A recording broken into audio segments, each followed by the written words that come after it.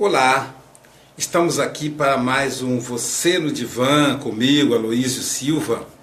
E seguindo aí a sugestão dos seguidores, nós vamos abordar hoje a questão da concorrência, da competição entre irmãos. E aí, por que a gente acha que os nossos pais, o pai ou a mãe, ou os dois, gostam mais do irmão do que de nós? Por que isso acontece? Qual o impacto disso no nosso relacionamento com a família? Por que ocorre essa competição entre irmãos? Vale lembrar que a competição entre irmãos, ela é antiga. Ela deriva desde o nosso inconsciente animal. Os animais, existe o macho alfa, aquele que é dono do pedaço, aquele que vai dominar. Então, se num galinheiro, por exemplo, tem o galo, a galinha vai chocar alguns ovos e vai ter ali vários filhotes, vários frangos, vários pintinhos. Então ali um deles vai ser o galo chefe, o macho alfa. Numa matilha de cães, a mesma coisa. Por que essa competição? Porque de acordo com a tradição hebraica, judaica, de onde nós somos herdeiros, a maioria de nós, porque o cristianismo é herdeiro do judaísmo, o filho primogênito vai assumir o lugar do pai primeiro, o lugar do chefe do clã.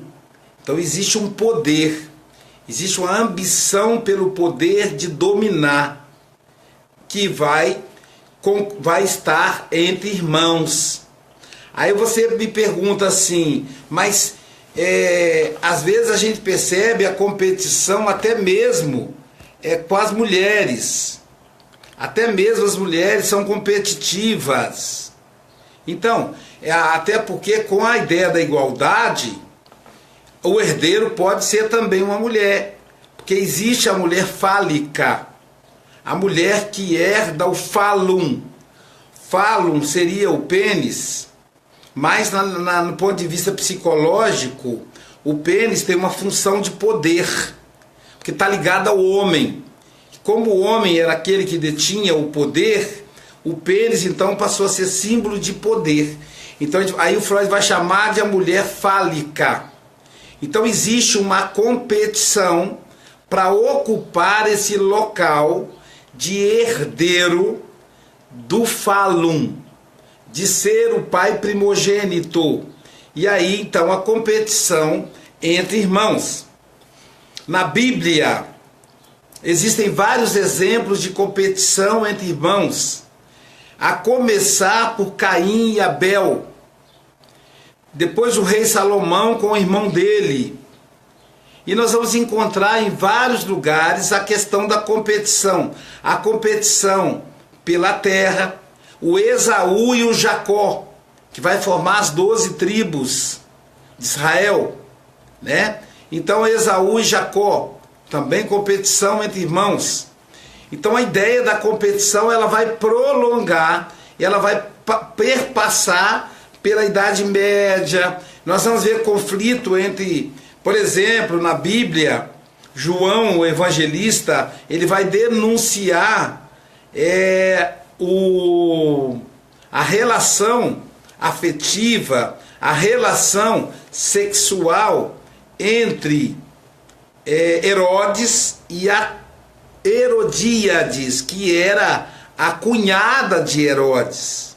Então Herodes disputava com o próprio irmão a esposa, traía o irmão com a esposa. Então, traduzindo para a linguagem psicológica, já que o rei Herodes herdou o trono, ele deveria ter direito a herdar tudo que ele quisesse, inclusive a mulher do irmão. Então essa competição dentro do lar, existe o complexo de Édipo, ou seja, o menino, ele se apaixona pela mãe. Então já existe ali uma competição natural entre ele e o pai. O pai é o seu concorrente, junto à mulher da sua vida, a mulher amada, que é a mãe, que deseja a morte do próprio pai. Bom, se essa família tem mais filhos, tem mais do que um, então vai ter que encarar a concorrência do pai e dos irmãos. E ele então vai tentar se aliar ao pai para vencer. Aquele irmão que tiver aliado ao pai, ele tem mais poder de derrotar o que está de fora. Vamos supor, uma família que a mulher tem 2 filhos, então são 3 homens disputando o amor dela, o marido e os filhos. Tem uma música do Erasmo Carlos, que ele faz uma homenagem à mulher. Ele diz assim: 4 homens dependentes e carentes da força da mulher. Então 4 homens é quem? É o Erasmo e mais 3 filhos. Então fica claro aí, são 4 homens competindo pelo poder da tribo. Então, no caso da morte do pai, os outros 3 vão competir. Então o laço entre irmãos são laços muito frágeis, que faz com que haja essa competição, que faz com que a gente sinta que o pai e a mãe gostam mais de um do que do outro. No volume 12 da coleção do Freud, que fala da neurose infantil, Freud vai falar do espancamento de criança, né? Das pessoas que batem, que espancam crianças. E ele fala que aquelas crianças que assistem o irmão ser espancado, muitas vezes têm prazer de ver o irmão sendo espancado. Porque é como se o pai estivesse dizendo: olha, eu prefiro você do que ele. Então, o prazer sádico das crianças que veem seus irmãos sendo espancados.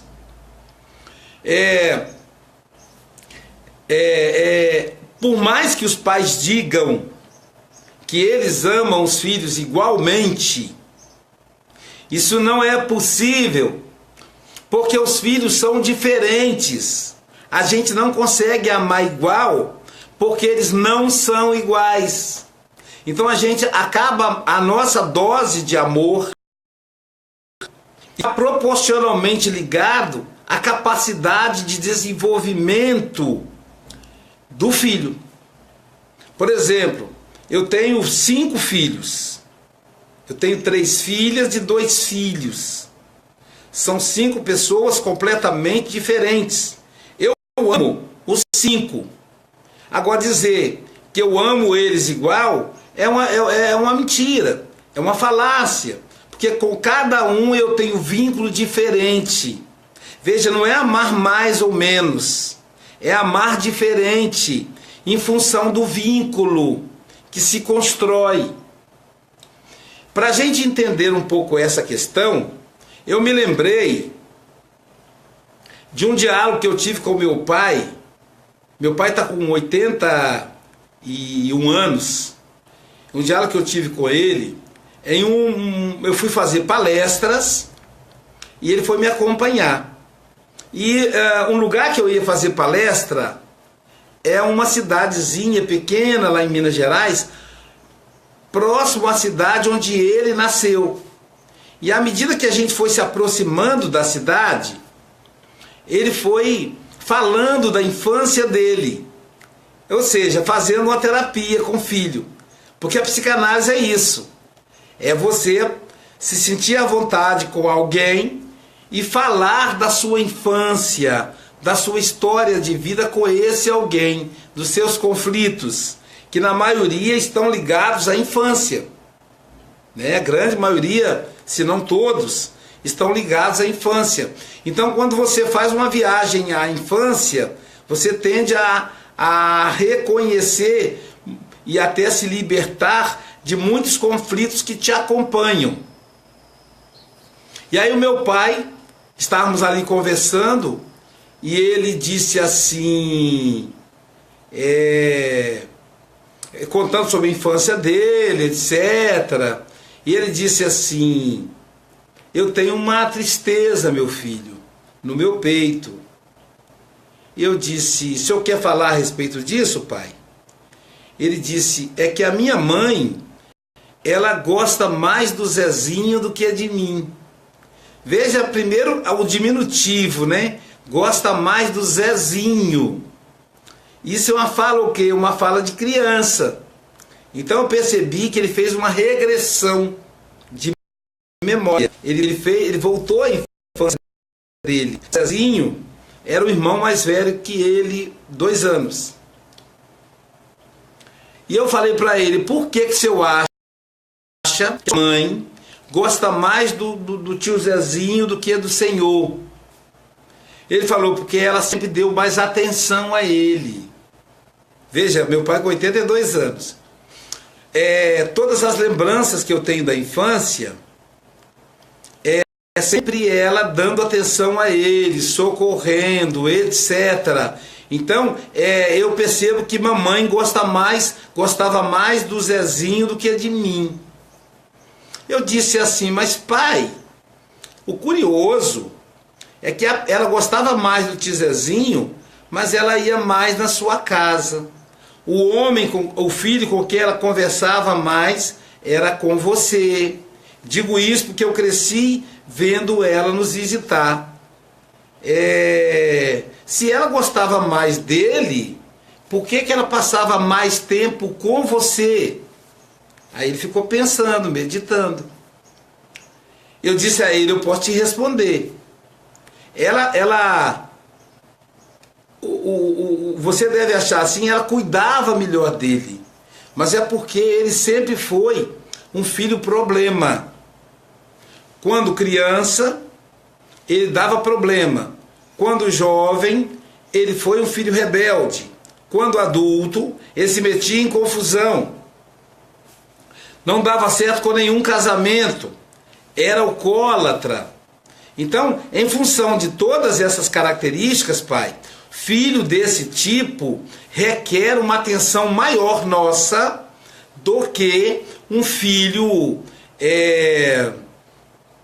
que não dá problema. E o senhor sempre foi autônomo, o senhor sempre desenvolveu, o senhor sempre teve sucesso nos seus empreendimentos. Então o senhor não precisava dos cuidados. No entanto, era com quem ela tinha mais afinidade, era com quem ela conversava, era com quem ela dividia os sonhos.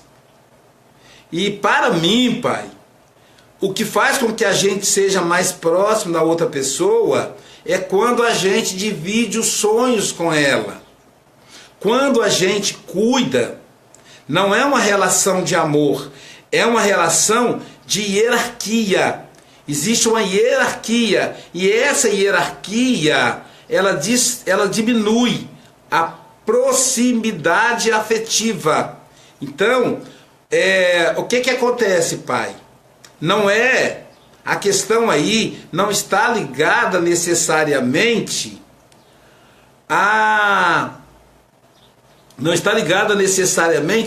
ao amor dela, está ligada à afinidade. Ela tinha muito mais afinidade com o senhor e tinha que dar muito mais atenção ao tio Zezinho. É exatamente essa a diferença. Mas ela ama o senhor, ela ama o tio Zezinho, ela ama todos os filhos. Aí ele falou: mas ela ama todos iguais? Eu falei: não, ela não ama todos iguais porque vocês não são iguais, vocês são diferentes. E o amor não é 1 quilo, 2 quilos, 1 metro de amor, 3 litros de amor. Não tem como você mensurar. Então aquele filho que existe uma carência maior, esse filho vai ter mais atenção em dado momento da vida até que ele se desenvolva. Se um filho está envolvido com álcool, então os pais vão chegar mais perto, vão dar mais atenção para ajudá-lo. Ele melhorou, aí o outro está desempregado, aí vai juntar. Então, quem tem muitos filhos tem esse jogo. Né? Eu tenho 5, a minha caçula está com 16. Então, eu tenho a mais velha com 30, as duas mais velhas com 30. Então eu vou assim, né? Estou com saudade, vou lá, pergunto, tá com problema, sento, converso. Como eu sou psicanalista, e também é uma coisa que eu construí com eles se abrem muito comigo. Eles se confidenciam com o pai deles. Então isso me faz com que eu esteja próximo de todos eles. E às vezes eu percebo, claro, um ciúme. Um dia desse, uma das minhas filhas disse assim: papai, eu estou querendo ir fazer uma visita ao senhor. Acho que eu vou aí amanhã na sua casa. Tudo bem? Falei, claro, e não esqueça de trazer meu neto. Eu falei brincando, né? Então venha. Aí ela disse assim, aí, o senhor está onde? Eu falei, eu estou na casa de fulano de tal. Aí deu aquele silêncio. E aí no outro dia ela não veio. Eu compreendi, tudo bem. Né? Eu digo, tá bom, não tem problema não. Daqui a pouquinho é meu aniversário, vai vir todo mundo. Aí na semana seguinte era o meu aniversário, estavam todos aqui, graças a Deus. Vieram todos os filhos. Mas só para a gente perceber que rola esse ciúme, rola essa disputa, é uma disputa interna, instintiva, inconsciente, pelo poder. Mas que poder? O poder de substituir o pai, o poder de substituir a mãe. É esse poder que os filhos disputam. E aí, se eles não se vigiarem, essa disputa inconsciente, ela passa para a disputa consciente, e aí os irmãos vão se afastar. Os laços de fraternidade, os laços de irmandade biológica, eles são muito frágeis. Existem irmãos que ficam sem se falar 4, 5 anos, 20 anos. Aí a gente se pergunta, como é que pode? É possível graças à fragilidade dos laços de irmandade consanguínea. Então a gente que tem que vencer essa barreira, né? E aproximar, e afastar, e ficar atento quando o instinto inconsciente de domínio vier sobre nós. Uma outra questão também que dificulta a relação entre irmãos é a questão da intimidade, da dificuldade em lidar com a vida adulta. Como é que é isso? Quando você fala em irmão, você lembra aquele monte de criança dentro de casa brincando.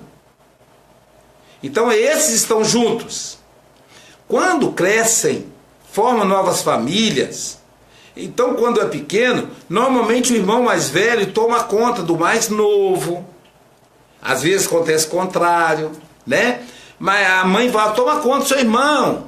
Aí normalmente um entrega o outro, mamãe, fulano fez tal coisa. Aí a mãe dá uma bronca naquele. Então existe uma intimidade infantil, natural, entre irmãos. E aí, como eles não sabem ser adultos, quando eles crescem, começa um querer tomar conta da vida do outro. De novo, a ideia do controle. Então eu quero controlar a vida do meu irmão. E aí, o meu irmão que já é adulto, que já tem família, não gosta. Então é uma maledicência desgraçada, fala a verdade. É o irmão que fala do outro, que fala dos sobrinhos, que fala da cunhada, que fala do outro. Então assim, esse disse-me-disse, essa fofoca muito comum na família, quanto maior, mais fofoca, né? Isso aí vai fazer com que os irmãos se afastem. Há um afastamento de irmãos.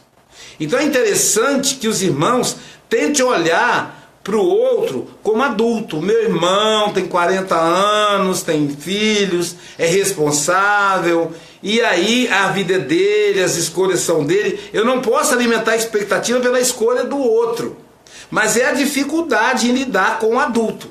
Eu assisti uma cena muito interessante há uns 6 meses atrás, onde eu vi uma senhora de 80 anos obedecendo a irmã de 85, que dava bronca nela, dizia: fulana, você não pode fazer isso. E aí eu fiquei, gente, que coisa mais curiosa. Mas assim, eu achei interessante que uma mandava e a outra obedecia. Então havia uma hierarquia entre as duas. Aí eu pensei, caramba, as duas fizeram uma regressão de memória. Elas se comportam como se fossem crianças. Se eu fosse irmão mais novo, eu não ia aceitar o irmão mais velho me dando bronca.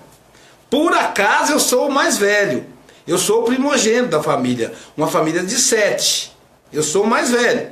Então, como eu sou psicanalista, eu me avalio. Digo, não posso fazer isso. O meu irmão caçula tem 4 anos. Então não faz sentido. Quando eu penso em alguma coisa, não, ela já é uma mulher casada, tem filhos adultos. Então eu dialogo comigo mesmo. Mas se por acaso eu tivesse um irmão mais velho, sem noção, que quisesse mandar em mim, eu ia pedir para ele se colocar no lugar dele. Um dos meus irmãos, o Quizinho, né, que é psicólogo, quando ele estava fazendo aí do curso de psicologia, ele era jovenzinho, e aí vem a universidade, vem aquela coisa da crise, né? E aí houve momentos que ele teve dificuldade, quase abandonou o curso e tal. Hoje ele é um grande profissional, é efetivo, está fazendo um trabalho de psicologia social muito bonito. Mas naquela época houve uma crise. E aí pediram que eu, como irmão mais velho, olha só, a própria família cria essa ideia de domínio. A própria família, os pais, os irmãos, porque é conveniente para eles ter alguém que controle. Essa ideia de controle, de domínio.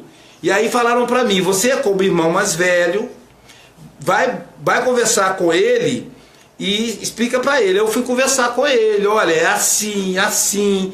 Se você abandonar a faculdade, o que você vai fazer da vida? E tal, e tal. Ele já devia ter uns, sei lá, uns 25 anos, né? Já era um homem. E tal, e tal, e tal. E ele é um dos mais novos, então assim, a minha diferença de idade para ele era uns 15 anos ou mais. Aí ele me escutou eu falar, prestou atenção, ele foi muito educado. Aí eu não me esqueço dessa cena. Ele olhou para mim e falou para mim assim: irmão, eu te amo. Eu escutei o que você falou com muita atenção. Eu vou levar muito a sério o que você falou. Porém, meu irmão, a vida é minha. Não alimente expectativa com a minha. Eu vou tomar a decisão com base no que eu achar melhor para mim. Eu te escutei. O que você falou, eu vou colocar em análise, mas a decisão eu vou levar em consideração o que eu achar melhor. Não alimente nenhuma expectativa pela minha vida, que é para você não se decepcionar. Eu achei fantástico. Abracei ele, agradeci. Quer dizer, eu fui querer ensinar para ele e acabou eu aprendendo. Então, a partir daí, todas as vezes que alguém vem dizer alguma coisa, fulano, é a vida dele, ele que vai decidir. Então é fundamental isso. O Freud também tem aquela questão da fuga também. Quando a gente se incomoda muito com a vida do outro, é porque nós estamos fugindo da própria vida. É um mecanismo de fuga. Eu me encontrei com uma pessoa há mais ou menos uns 15 dias atrás, e essa pessoa tirou, nós ficamos juntos 40 minutos, desses 40, 35 ela falou de um irmão dela. Que o irmão estava com problema, assim, assim, assim, como resolver, porque isso, aquilo outro, aquilo outro, aquilo outro, aquilo outro. E eu fiquei olhando para ela, né? E pensando assim, caramba, ela está gastando tanta energia pelo irmão dela e ela está cheia de problemas. Ele é uma pessoa problemático. Ele não consegue dar conta das próprias questões. Ele tem conflitos profundos que precisariam ser pensados para serem resolvidos. É uma pessoa que precisa de análise. E aí ela perde o tempo falando do irmão. Então eu fiquei pensando isso. Não falei para ela, mas eu fiquei pensando. E ela então falava: Luiz, se ele fizesse tal coisa, a vida dele ia mudar, cara. Só depende da vontade. Mas eu percebo, Luísio, que ele não tem vontade. Eu digo: não tem. Mas o que pode ser feito para ele ter vontade? Eu digo: ele ter vontade. Mas o que eu posso fazer? Eu falei: nada. É a vida do outro. Não é minha. Não é a minha vida. Ele é meu irmão, ele não sou eu. Aí a pergunta é: por que a minha vida está tão desinteressante que faz com que eu queira viver a vida do outro?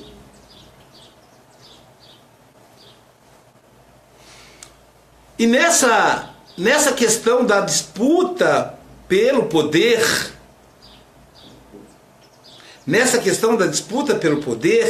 é interessante a gente pensar que poder é esse? O que a gente vai ganhar com isso? Há quem diga que eu sou herdeiro do poder da família. Eu o tempo todo tento me afastar dessa personalidade. Tem uma coisa de conflito entre irmãos que é uma coisa muito interessante. Olha só, eu viajo muito para o exterior. Então nos Estados Unidos, na Itália também tem um caso desse. São dois, olha como é que é parecida as histórias, mas eu vou contar primeiro o caso dos Estados Unidos. A pessoa mora nos Estados Unidos, e aí qual é a imagem que nós temos de quem mora nos Estados Unidos? É rica. Toda pessoa que mora nos Estados Unidos, brasileiro que mora nos Estados Unidos, é porque é rico. E se ele mora lá há mais de 10 anos, é rico. Não é assim que a gente pensa? É como acontece comigo. As pessoas pensam: o Aloysio é rico. Ficou muito popular. E aí é rico. Eu não sou rico. Mas também não vou dizer que não sou. Mas as pessoas têm essa associação de projeção de imagem com finanças. Resultado: em função disso, essa minha amiga que mora nos Estados Unidos, ela sustenta a mãe e uma sobrinha, que é filha de uma irmã dela que morreu, então mora com a avó. Ela que sustenta, banco, faz os custos da compra, água, luz, tarará, roupa, papapá. Tem uma irmã casada, que o marido é alcoólatra, está desempregado. Ela também que deu a casa para essa irmã e que sustenta esse casal. E ajuda ainda a outra irmã. O que aconteceu? Ela veio passear no Brasil. Ela percebeu que quando eles estavam conversando em família, quando ela chegava, eles mudavam o assunto. Quer dizer, chegou ela.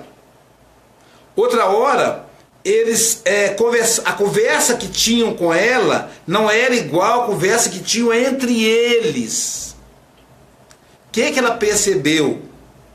Ela não mais pertence à família.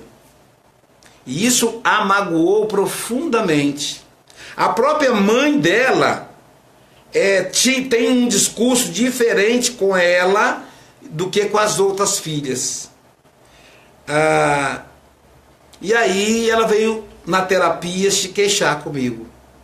Aí eu falei para ela: você se tornou a benfeitora da família inteira. Ela explica melhor isso, Aloysio. Eu falei: você é uma pessoa que ajuda a família inteira. Quem ajuda, eu disse a ela, está embaixo, está em cima ou está no mesmo nível? Qual das três opções? Aí ela disse, está no mesmo nível. Eu falei, presta bem atenção. Quem ajuda está embaixo, está no mesmo nível ou está em cima? Aí ela pensou bem e falou, está em cima. Então, você está em cima. Família é horizontal. Você deixou de pertencer à família. Você não é mais a filha da sua mãe. Você é a benfeitora. A intimidade que a sua mãe tem com as suas irmãs, ela não tem com você mais. E aí ela chorou. E ela disse, o que eu posso fazer para reverter isso? Eu disse a ela, você tem interesse em reverter isso? Ela disse, muito. Eu disse, a primeira coisa que tem que fazer, parar de ajudar todo mundo. Parar de ser a rica da família, a ricaça da família. Porque na verdade ela não é rica. A mão dela é cheia de calo. Ela trabalha limpando casa. Ela faz 3, 4 faxinas por dia para poder ela ganhar dinheiro. Ela tem uma boa casa, tem um bom carro, mas é porque ela trabalha muito. E nos Estados Unidos é o país da oportunidade. Pelo menos é essa imagem que eles pregam. Mas ela não é rica. Rica se ela tivesse dinheiro sem trabalhar. Mas ela trabalha duro, inclusive. É a primeira vez que eu fui cumprimentar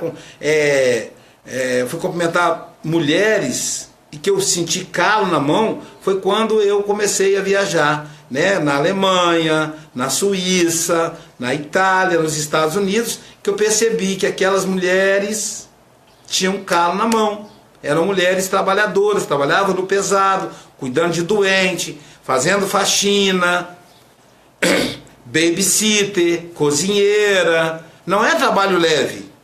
Existem aqueles, reduzido número, que se torna empresário, etc. Mas é um reduzido número. A grande maioria faz trabalho pesado, é imigrante. Aí ela disse assim, desculpa a internet, ela disse assim, mas eu não consigo. Eu disse, então, aprenda a lidar com esse distanciamento. Procure familiares que são pares. Aqueles familiares que você não ajuda, serão seus familiares. Os outros serão seus tutelados. Você é um anjo tutelar na vida deles. Não é mais parente deles. Não é mais irmãos deles. Veja que coisa maluca isso. Aí você pode pensar assim, você está dizendo então, Luiz, que não é para eu ajudar? Não, não estou dizendo isso. Eu estou dizendo que quando você se propõe a sustentar sua irmã, seu cunhado, você deixa de ser irmã. Quando você se propõe a sustentar o seu pai, sua mãe, você deixa de ser a filha. Eu sempre digo o seguinte, seu pai ganha pouco, a aposentadoria dele é pequena, sua mãe ganha pouco, a aposentadoria dela é pequena, vê o que você pode fazer para ajudar, não assuma despesas deles. Porque se você fizer isso, você deixa de ser filho. Então, mamãe, eu vou te ajudar com 500 reais por mês, com 1.000 reais por mês. Vou depositar 3.000 todo mês na sua conta. E aí a sua mãe vai pegar aquele dinheiro e vai fazer o que ele quiser, o que ela quiser com ele. Se você pega o plano de saúde, você paga a água, paga a luz, então você começa a se apossar da vida do seu pai, da sua mãe. E isso acontece também no conflito entre irmãos. E aí o irmão sempre vai olhar para o outro assim, desconfiado. Vai olhar para o outro assim, cismado. Por quê? Por causa da concorrência. Então, que bom que ela saiu e foi para os Estados Unidos. Agora, ela não é mais da minha família. Um outro caso aconteceu na Itália. A mãe e a irmã foram visitar a minha amiga que mora na Itália. Não vou dizer o nome da cidade, né, para não ficar caracterizado. Foi visitar. A minha amiga que mora na Itália pagou a passagem das duas e comprou presente, passeou com ela. Elas não gastaram nada, ela bancou tudo. É isso que eu falo. Depois não quer que se confunda com a pessoa rica. Quem é que faz isso? Quem é rico. Não, a pessoa faz para agradar, porque ela ama, ela quer fazer um mimo. Só que o outro que recebe, ele entende que você está fazendo porque você é rico, porque você é snob, porque você tá jogando na cara dele, que ele é um fracassado, por causa da competição. Então ela comprou a passagem da irmã, a passagem da mãe, e foram as duas para lá no bem bom, né? Na boa vida. Os dias que a minha amiga estava de folga, eu passeava com elas. O dia que não estava, elas ficavam em casa assistindo televisão, no computador, e a minha amiga ralando para ganhar dinheiro. Beleza? Escolha de cada um. Só que aconteceu um fato, que eu não me lembro qual. Tá ruim hoje o sinal da Vivo, hein? Só para vocês saberem, é Vivo Fibra, 100 megas, hein? E tá caindo, imagina, hein? 100 megas. Então, quando vocês forem instalar Vivo, lembre disso, hein? Caiu 2 vezes já. Então, aí houve um desentendimento entre as irmãs. E a irmã anfitriã estava falando lá, era um negócio bobo, tipo assim, fulana, lava os pratos para mim, uma coisa assim, né? Uma coisa boba. E aí a mãe chegou e falou assim, não fale assim com a sua irmã. Só porque você é rica, você não tem o direito de pisar na sua irmã. E aí a minha amiga, oi? A própria irmã que estava apanhando, entre aspas, olhou, estranhando a reação da mãe. Em proteção. E aí a minha amiga ficou frustrada, surpresa. E aí ela veio falar comigo, o que aconteceu, Luiz? Por que a minha mãe foi tão agressiva comigo? Eu digo, porque você não é mais filha. Você é a rica da família.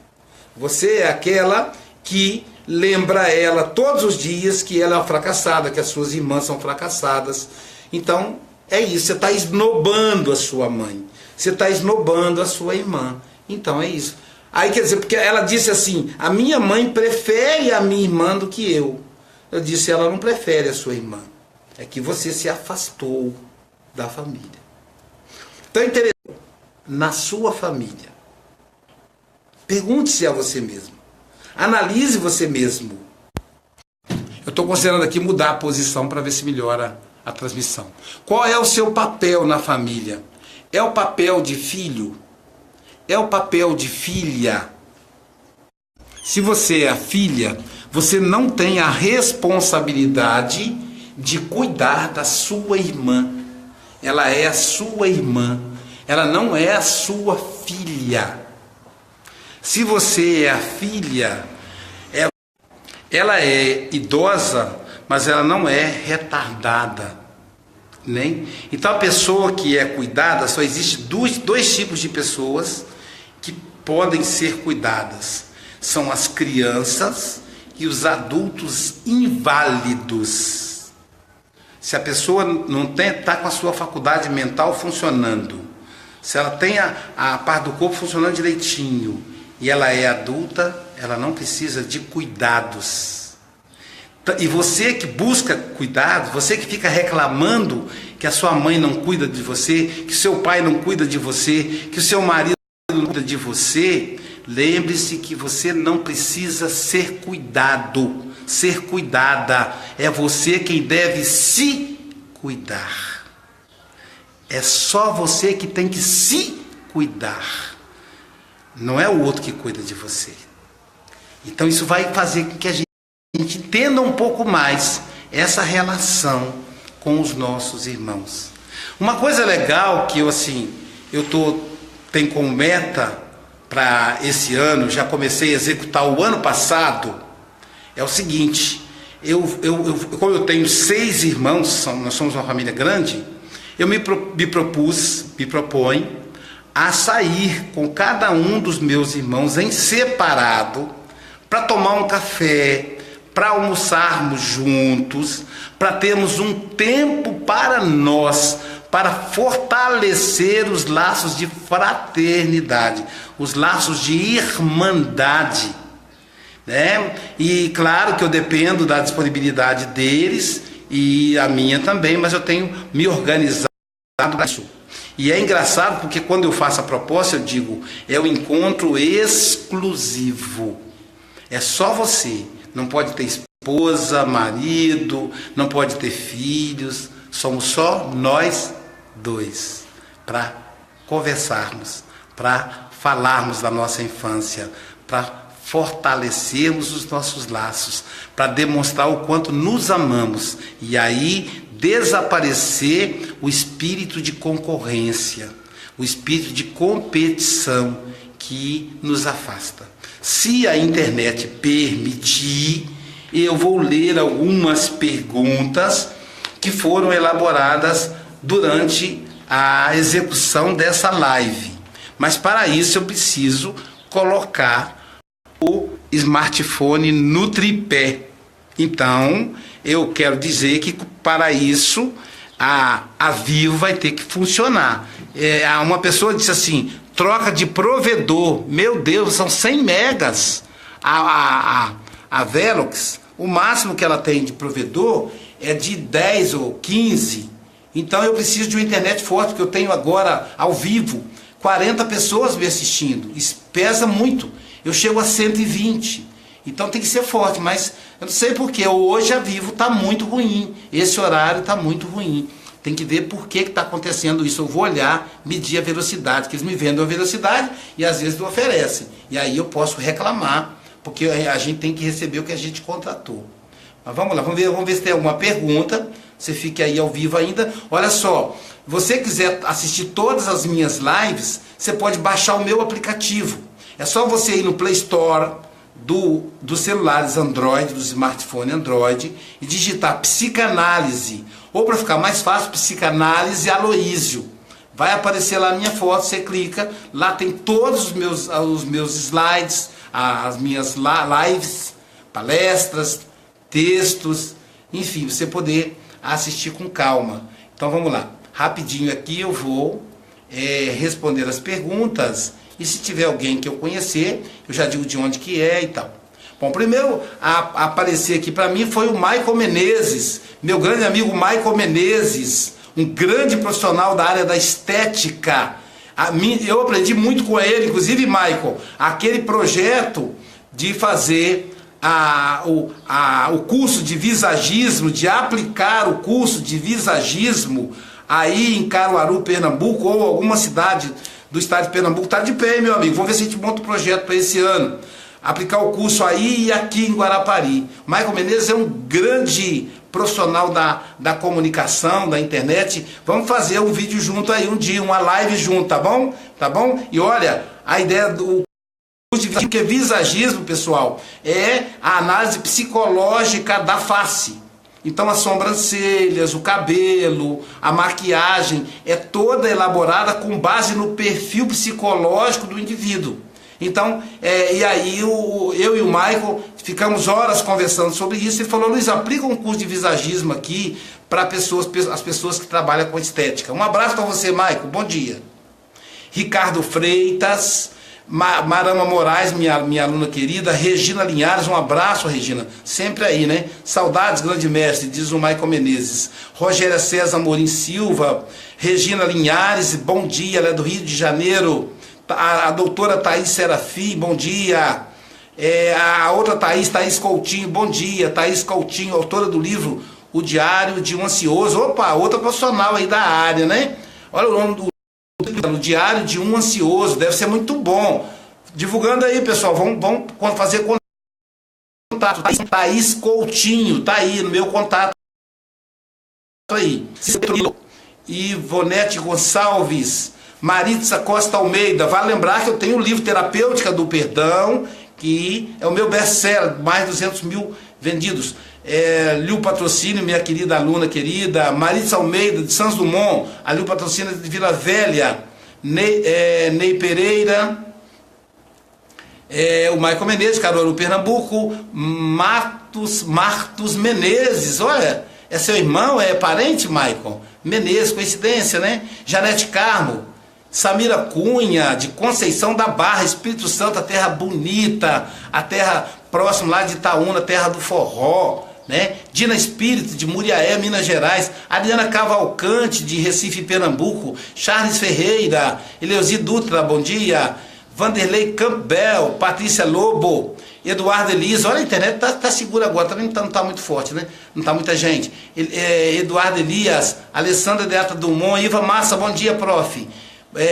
Letícia Faria. Gilmara Costa. Alexandra Russo. Tiago Barros, lá de Caruaru, lá de Pernambuco também. Meu amigo Rafael Costa, meu ex-aluno querido, Silvânia Gaspar. Boa tarde, Silvana. Jussara Gomes Silva, Nicole Almeida. Rafael está dizendo, grande Aloysio, mestre, saudade das aulas da faculdade. Obrigado, meu amigo. Eu dei aula de psicologia para o Rafael. Quem mais? Lucinéia Candeias, né? Michael Mendes, cenário maravilhoso. Ivana Santos, de Nova York. Oiê, New York. Jorginho Ferreira. Rosélia Gonçalves. Meu amigo Leandro Costa. Um abraço para você, meu querido. Sempre presente aí. Dalva Maria. A irmã Dalva. Prazer tê-la aqui, querida. Natasha Fiel. Grande comunicadora Natasha Fiel. Tem um programa belíssimo na Rádio Novo Tempo, que trabalha a área psicológica também. Toda terça, 16 horas, não é isso, Natasha? Ela está dizendo, oi, mestre. Temos também o Giovanni Fortunato, de Muriaé, Minas Gerais. Leci Nascimento. Giovanni, estava vendo você, Giovanni, subindo no Cristo, escalando o Cristo, que legal. E também com a família reunida em casa, aí no final de ano. Leci Nascimento, Renata Botelho. Renata Botelho de Petrópolis, né, Renata? Bom dia, querida. Dulce Lima, meu grande amigo Bruno Santana, profissional de educação física extraordinário, mestre em educação física, doutorando. Janes Pires Luz, um abraço. Natasha está dizendo, interessante essa perspectiva, quanto tempo, energia de expedição. Eduardo Martins, bom dia, Eduardo. Dina Martins Gaio, lá de Portugal. A doutora Dalgisa Cruz, bom dia, amiga e professor mais que especial. Thaís Coutinho, bom dia. Geisiane Dalmágio, Geraldo Schultz, bom dia. Nara Cristina Alves Martins. Lara Laoli, obrigado, Larinha. Olha só, querida, o Zen ficou lindo, e agora o Zé também, né? Deus te abençoe pela generosidade. A Lara tem um centro de estética animal aqui em Guarapari, faz um trabalho fantástico, e um trabalho social também. Elimar Alves, Dona Elimar Alves, um abraço, Elimar, é muito bom te ver feliz da vida aí, muito bom, viu, querida? Eu vibro e tenho que você continue feliz, porque, né, depois da tempestade sempre vem a bonança, e você está na bonança. Aqui na minha casa, prima, a minha gosta mais do Elias. O Elias é o varão da família, né? O homem da família, e vocês duas tem vocês duas de menina, então dá a sensação. A sua mãe gosta mais do Elias e seu pai gosta mais de vocês duas. Eu sei como é isso. Não é que gosta mais, não, gosta diferente, minha querida. E o Elias, um abraço aí pro Elias, abraço para sua mãe, minha prima querida. Stuart Basto, Ovelha Rachina, Patrícia Caroba Araújo, minha aluna. Abraço, querida. Saudade, Patrícia. Darliane Palió Cavalcante. Ei, Darli, um abraço. Abraço no Daniel também. Dá um abraço no Daniel, viu? Dá um abraço no Robson, na Laura. São de Nova Venécia. Nara Cristina Martins. Aloysio, muda o provedor. A gente quer assistir, estou muito interessado nesse tema. Então, é o pessoal da Vivo. Meu Deus do céu, vou reclamar. Dalva Rangel. Um abraço, Dalva. Érica Cruz Campos, de Campos do Goitacás. Um abraço, Elka. Saudade de você, tem tempo que eu não vou a Campos, não é isso? Paulo Ceia Holtz, isso é verdade mesmo. Michael Menezes, parabéns, estou amando.